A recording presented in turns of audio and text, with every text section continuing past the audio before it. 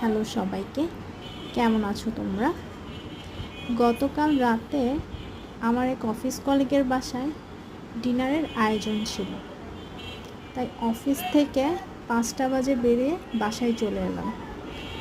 হুট করে ঝড় চলে আসলো, তাই স্নান টান করে আস্তে ধীরে রেডি হয়ে নিলাম।